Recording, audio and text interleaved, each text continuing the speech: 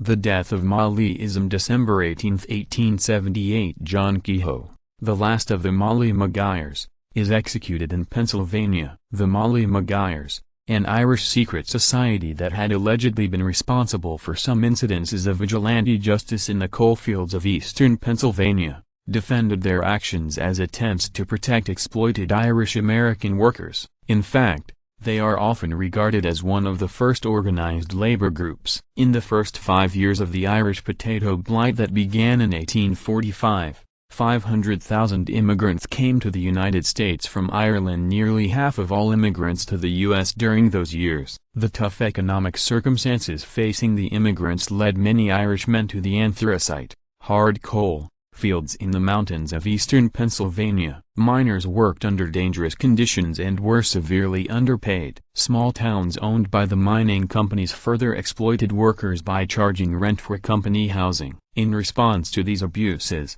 secret societies like the Molly Maguires sprung up, leading sporadic terrorist campaigns to settle worker-owner disputes. Industry owners became increasingly concerned about the threat posed by the Molly Maguires. Franklin B. Gowan, president of the Philadelphia and Reading Coal and Iron Company, hired the Pinkerton Detective Agency to infiltrate the secret society and find evidence that could be used against them. James McParland, who later became the most celebrated private detective of the era, took the high-risk assignment and went undercover within the organization. For more than 2 years, he established his place in the Molly Maguires and built trust among his fellow members. Eventually, several Molly Maguires confessed their roles in the murder to McParland. When he was finally pulled out of the society in February 1876, the detective's information led to the arrest and conviction of 19 men. In June 1877, 10 Molly Maguires were hanged on a single day. In December of the following year,